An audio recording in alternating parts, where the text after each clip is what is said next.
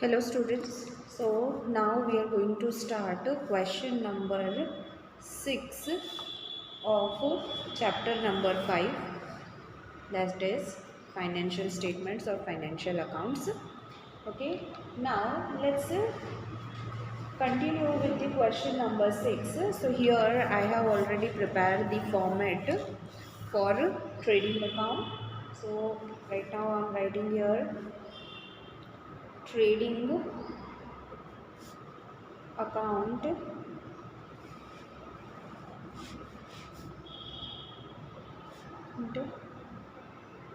of Shri Deepak for the year ending 31/3/2050. Okay. Now let's see first of all the adjustment. Please look at in your textbook question number 6. So first of all we'll give the entry for all the adjustment. So here goods of rupees 12,000 lost due to theft. Now here goods has been lost due to theft. So we will give the entry of it in the P&L account. First of all we'll prepare a P&L account also. So here I have made P&L account of Shri Deepak for the year ending on 31/3/2015, and then we'll prepare a format for balance sheet, and I'll write here balance sheet of Shri Deepak as on 31/3/2015. Now in the adjustment, the adjustment of the first one is given that goods of rupees 12,000 lost due to theft. Now this is a lost, and goods goes in any way, we will write it in the trading account. So first of all we will give all the entries of the trial balance. Let's give the entries of the trial balance first of all. So first capital and drawings is given over there. So we'll write here in the liability side, I'll write capital. Every amount will be written inside, and capital will have a credit balance, so 3 lakh inside. Then adjusted purchase sale, adjusted purchase and sales. Sorry, we forgot to write drawings. Then leave one line and write down drawings, that is 18,000. So we have leave this line for net profit. Whenever the net profit will be there come from a P&L account, that will be added over here. So we are leaving that line for net profit. Then deduct drawings from the capital, that is 18,000.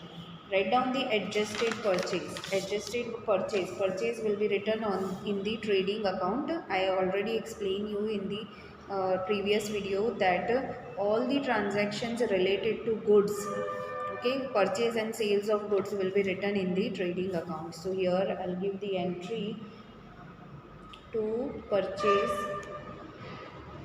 amount will be written inside. We'll take the debit balance amount, and debit balance is 8 lakh, and sales has the credit balance amount, right? So on the credit side of the trading account, I'll write sales. Amount is 12 lakh 91,000. Then goods written. Now goods written. So debit side will be the sales written, and credit side will be the purchase written. So here only debit side is given, that is 50,000. and that goods return will be sales return if it has a debit balance. So I'll deduct it from the sales return. You can write this on the debit side also, sales return. I'm deducting it from the sales, 50,000. Take out the amount outside, 12,41,000. Now next is discount. Here discount 6,000 is given in the debit side and 8,000 in the credit side. So if discount will be written in the P&L account. Why in P&L account? On the debit side if discount is given, that means this debit side of discount will be discount given, allowed, and credit side it means discount received, means we have given the discount of 6,000 and we have received the discount of 8,000. So whenever we received the discount, that will be our income, it will be written on the credit side of the P&L account, and whatever the discount we allow, that will be expenses for us, so that will be written on the debit side of P&L account. So I'll write over here to discount allowed, 6,000.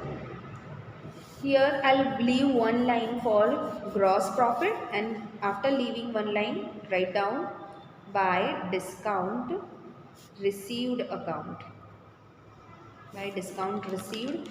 So how much discount we received? We received it of 8,000. Next is rent.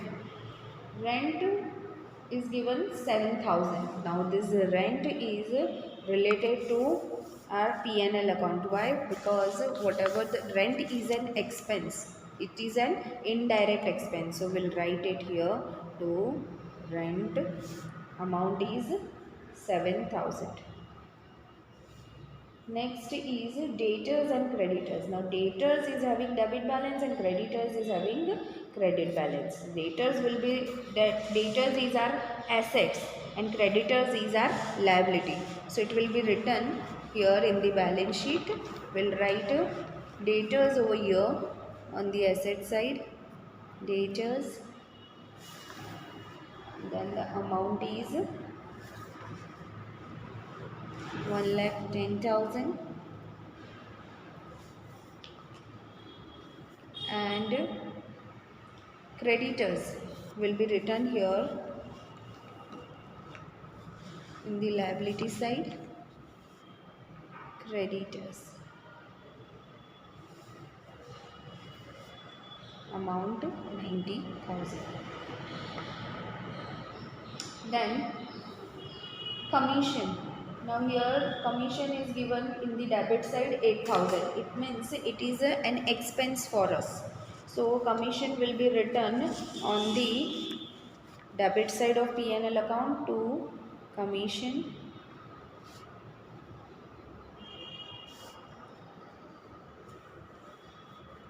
8,000. Then bills. Bills is of rupees 20,000 and 30,000. Now debit balance is also given and credit balance is also given. So here bills is of 20,000. It is in the debit side, so that means it is a bills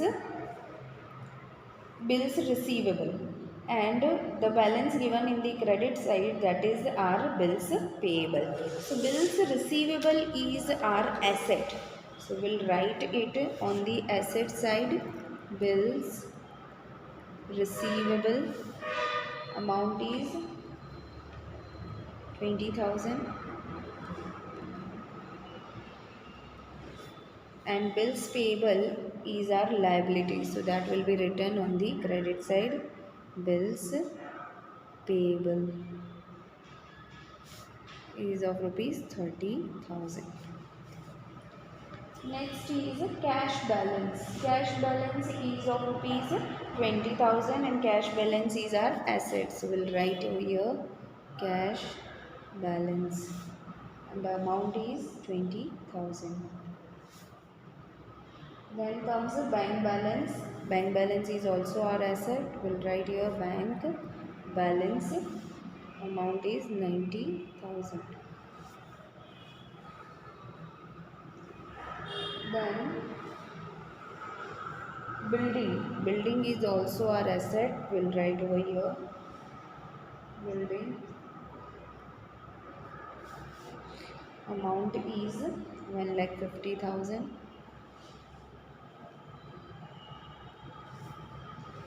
Then comes furniture is also our fixed assets, will be written on the assets. So wages will be 60,000. After that we'll record the carriage. Carriage is also a direct expense. So carriage inward, because it is related to the purchase and sales of the goods. So carriage inward is of rupees 60,000. I'll write here 60,000. Next is 10% bank loan and bank loan interest. Now bank loan has a credit balance 2 lakh and bank interest is given on the debit side. How we will identify that which one is bank loan and which one is a loan interest? As of you know that bank loan interest will be an expense for us. For us, bank loan interest will be expense and an expense is always debited. So whatever the debit side amount will be of interest amount, and bank loan is our liability. So liabilities is always shown on the credit side. So credit balance is of bank loan. So we will write this in the balance sheet. In the balance sheet, I will write over here on the liability side bank loan. 10% bank loan. Amount is 2 lakh. And bank interest is an expense, so that will be recorded in the P&L account. Now this bank loan expense is an financial expense and financial expense is an indirect expense, so we will write it in the entry will be given in the P&L account. So to bank loan interest, and the amount is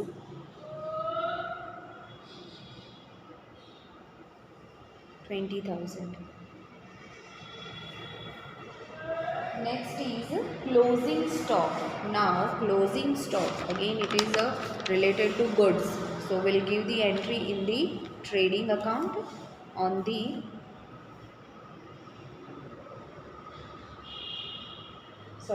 closing stock is an asset. So it will be written on the asset side of our balance sheet, closing stock. Amount is rupees 40,000. Then next is office expenses. Now office expenses is an indirect expenses, right? So it will be written over here in P&L account debit side, because it is an expense to office expense. Amount is 1,20,000. Now let's give the entries for adjustment now. Now first adjustment is goods of rupees 12,000 lost due to theft. Now goods goes in any way, we will deduct it from the purchase. Always remember that adjustment is having two entries. Adjustment is having two entries. So first entry will give it here in trading account, will deduct it from the purchase. Goods lost due to theft. Goods lost due to theft, amount is 12,000. Okay. Then the next entry of this will be given in the P&L account. Now goods lost due to theft. So we incurred loss of rupees 12,000.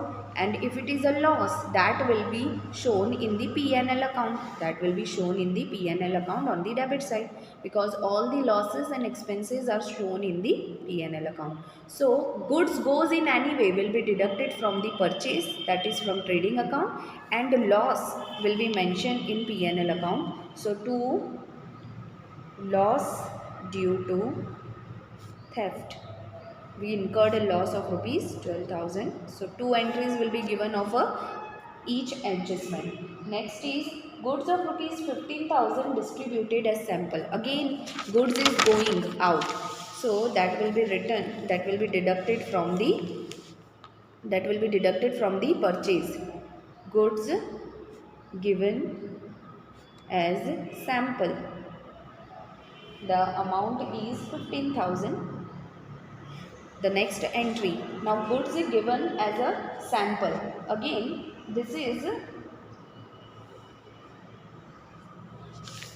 our advertisement expense. This will be considered as our advertisement expense, right? So expenses is always debited. Whenever we are giving goods for sample, the purpose of giving goods as a sample is for advertisement, right? And advertisement is an indirect expense that will be recorded in P&L account debit side to advertisement expense, and the amount is 15,000. Next is goods of rupees 16,000 burnt by fire. Now again, goods goes in any way will be deducted from the purchase. So here I'll write goods burnt by fire. So what's the amount of goods burnt by fire? That is of 16,000. And the next entry will be given in the P&L account.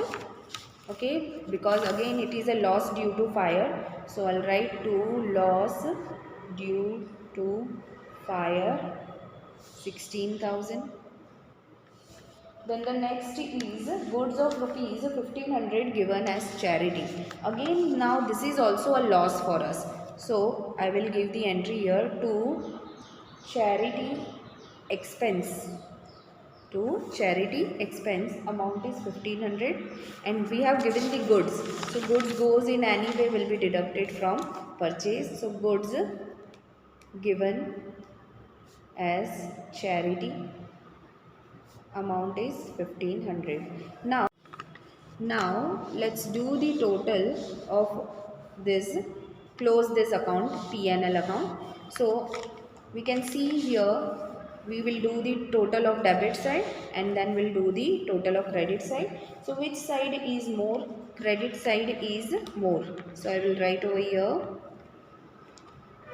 the total of 3,65,500 plus 8,000 is 3,73,500, and I'll write the same amount here, 3,73,500.